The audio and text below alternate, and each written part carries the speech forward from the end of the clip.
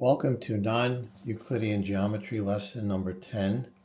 In this lesson, I'm going to talk about an alternate way of viewing boundary parallels, and we're also going to talk about the distance between lines. Earlier, we took a straight line, L, and a point, and we determined two boundary parallels to the line, C and B, and the associated angles of parallelism. Another way of looking at that is to start with the segment, then draw a line perpendicular to one end of the segment, and then find the two boundary parallels and the associated angles of parallelism, which is what I've stated here. It's just a restatement of Theorem 31, or at least the first line of this is, for any line segment PQ, there corresponds two equal angles of parallelism, and they are acute. So you start with the segment, and then you find the line, L, and then you also find these angles of parallelism corresponding to the boundary parallels. Then there's a second part to the theorem, which I'll prove later. For every acute angle, there is an angle of parallelism corresponding to some segment. So if you start with an angle, this is saying you can find some segment for which this angle is the associated angle of parallelism. And as I say, we'll get to that proof later in the lesson. We're going to use a couple of theorems from our previous lesson on trilaterals to prove the theorem that we have here. If two line segments are equal, their corresponding angles of parallelism are equal. Conversely, if two angles of parallelism are equal, so are the segments to which they correspond. So let's go in the forward direction here. We're given two segments of equal length, so AB and EF, say. Draw a line perpendicular to AB at point B. So this line here, and a line perpendicular to EF at point F, so this line here. So there's a 90-degree angle here and here by construction. Draw a right boundary parallel to BD, going through point A, so that's this line here. And so the angle would be alpha here. And then do the same thing on the other side, going in the same direction. Draw a right boundary parallel to FH, going through point E, and that would make an angle beta here. And then from theorem 40, we have that a side and an angle are equal to a side and an angle between two trilaterals. In other words, CABD, and GEFH are congruent. That was from theorem 40. And then that implies that the angle alpha and beta are equal. And that's what we wanted to prove going in the forward direction, that we have the corresponding to two segments of equal length, the corresponding angles of parallelism are equal. Then going in the other direction, assume we have two equal angles of parallelism, alpha and beta. So these two are equal now. We're using the same figure, but now we're assuming alpha equals beta. By theorem 42, there is a line segment AB that corresponds to alpha. That was a theorem from the last page. So given an angle, an acute angle, there's a corresponding segment to that. And same thing here, there's a corresponding segment to beta. And again, alpha equals beta. Then draw a perpendicular line AB at point B. So this line here, that makes this 90 degrees. And a perpendicular to EF at point F. So we have 90 degrees here. And now we can use theorem 41 because we have an angle and an angle equals an angle and an angle here in these two trilaterals. And by the angle-angle congruence theorem 41, we have that CABD is congruent to GEFH, and that implies that AB, this middle side, equals this middle side EF. So that's what we wanted to prove as the second part of the theorem. Given line segments AB and EF such that AB is greater in length than EF, the corresponding angle of parallelism for AB is less than the corresponding angle of parallelism for EF, and conversely. So what this is saying is that you take a segment like I'm showing here, and as you make the segment longer and longer, the angle here at A gets smaller and smaller. That's what this is saying here, and vice versa. So if the angle of parallelism gets smaller, then the corresponding segment gets bigger. So we need to prove this in two directions. Consider these two trilaterals, CABD and GEFH, under the assumption AB is bigger than EF. And since that's the case, excuse me, we can find a J such that BJ is the same length as FE, and then we pick a point K such that JK is a boundary parallel to BD going through J. By theorem 40, the trilateral KJBD is congruent to GEFH, and that's because of the angle and then side, this side and this side, JB and EF are the same.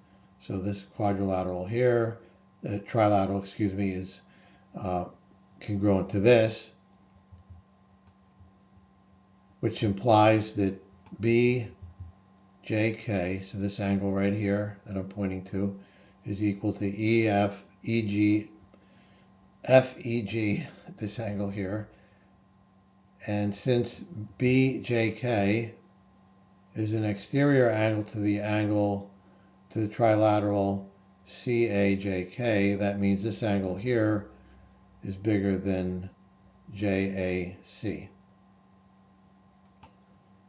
And that's by theorem 39 from the previous lesson. So FEG, which equals BJK, is bigger than JAC, and that's what we wanted to prove. Now let's go in the other direction. Assume we have two angles of parallelism, alpha and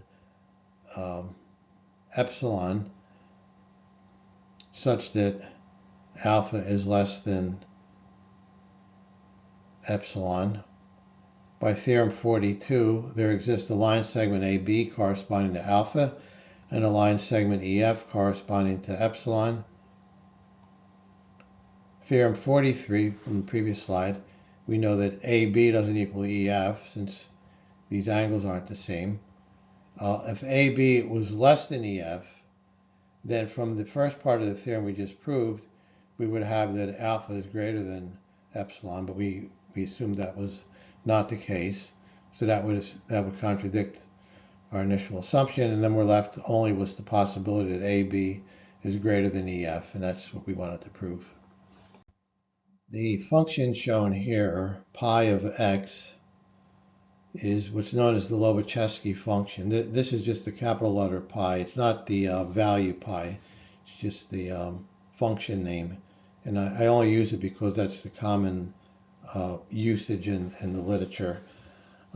So this function, given a value of a line segment, x, it gives you the corresponding angle of parallelism. And you can put in, for example, 0, and you'll get pi over 2 radians, or 90 degrees. And as x increases, the angle of parallelism gets smaller and smaller. We saw that from the theorem on the previous slide. This is a little bit more concrete.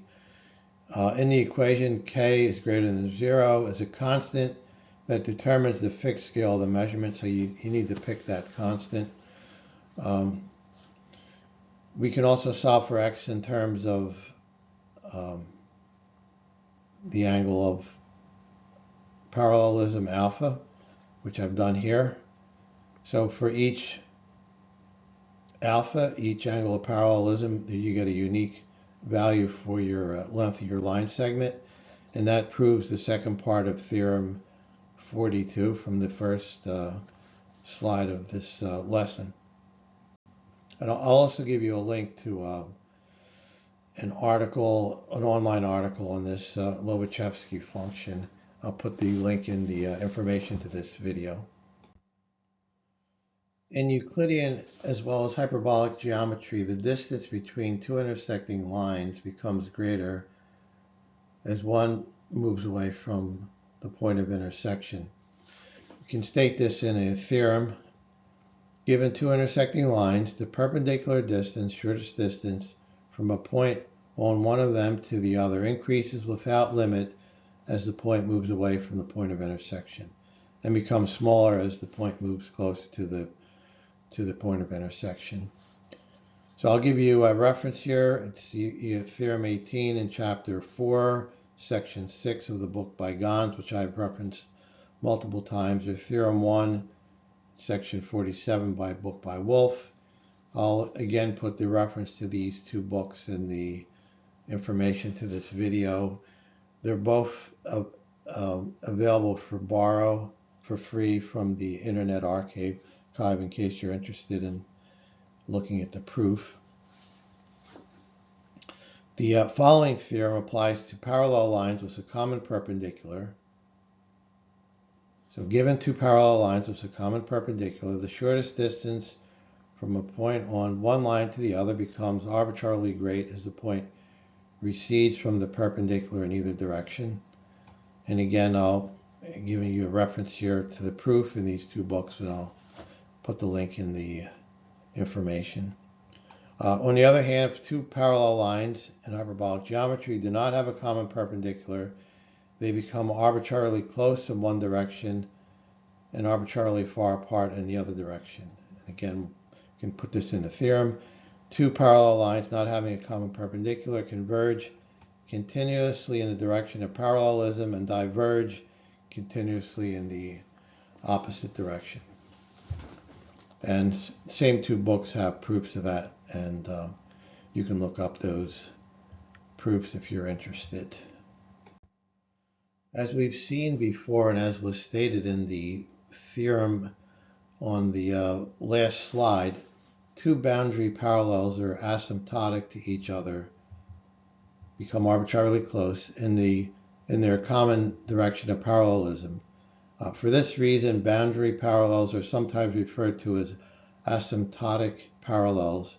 In the same vein, parallels with a common perpendicular are also called non-asymptotic parallels. And I have a picture here of two boundary parallels, and the idea is that they're getting closer and closer in their direction of parallelism, although they never touch, and then they get further away as you go in the opposite direction. Since two boundary parallels are asymptotic in their direction of parallelism, we can think of these directions as determining one direction in the plane, and so we can speak of the two lines as being parallel in the same direction. In conjunction with this idea, we introduced the notation P delta to indicate a line going through a point P in the direction delta.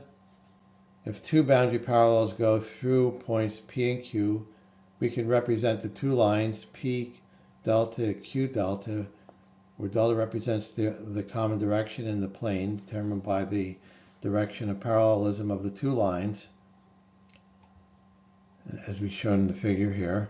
Further, the trilateral with inner side PQ and outer sides P delta, Q delta can be denoted PQ delta or QP delta.